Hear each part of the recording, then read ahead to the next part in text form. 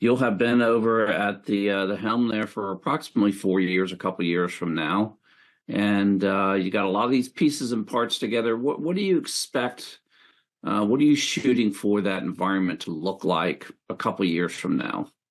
It's a great question, and I think we're so good at. I've tried to be cautious about predicting things because it's Sure. so hard. And when we're in the moment, remember when ChatGPT came out and announced, and everyone's going to lose their job, and did things change to a degree? Sure, but not to the degree we thought they would. Just like 5G didn't revolutionize things to the extent that we thought it would when we were talking about it in 2017. It's a big deal. It's dramatically different. I think that one of the things that is important for me is, how do we kind of manage through all this change, and then how do we act or in the right way to all the different generations that we currently work with. So it's really hard right now. When I look back at it, you can read these articles all the time. Cyber attacks are increasing. Well, yes, so is technology usage. Yeah, my first car was a 1979, I think, Volkswagen Rabbit, which was a stick shift and diesel. So everyone that knows me on your radio show, Luke, can imagine the horror of me trying to drive a stick shift car. I'm not a good driver. Nothing was connected back in the 90s. Very little in the mid 2000s. So are you seeing an increase? Absolutely. You're seeing an increase in how we're using technology. So one of the things that we're pushing at CISA, and you mentioned it, the secure our world, secure by design. Those are things that I'm really worried about. And it was brought up to the development environments. That's a huge concern of mine right now.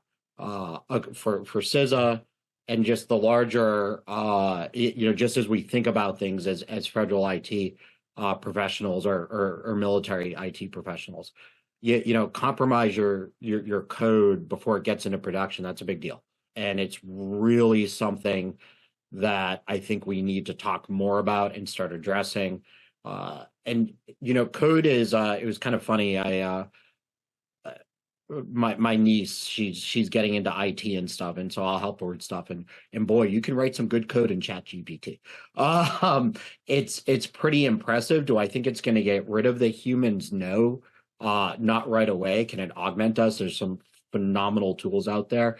So I think it's we have to manage through the change and adjust. And for those of us on the call, we're leaders. Like, we have to help our teams manage through the change. None of us is hands-on keyboard anymore, except in Word and Excel. We probably all miss doing that. So those are my things, Luke. It's not, I don't know where I'll be in 2 to 3 years. What I want for CISA, though, is to have all those capabilities that you need when you're an operator. So I want them to have good development environments. I don't want them, if I could say one thing about this office, I don't want anyone to ever have to work around CISA OCIO because they can't get a responsive answer, right? Or things like that would be the most beautiful modernization thing ever. If everyone's like, there's an office at CISA, it's the CIO's office that we don't have to work around, do rogue IT, put a development environment on a purchase card, because of that. Because one of the things that's super hard for all of us is when you don't have control of all the IT, it can be really hard to manage it. And then as unlike in other places at DHS, only the CIOs are the authorizing officials.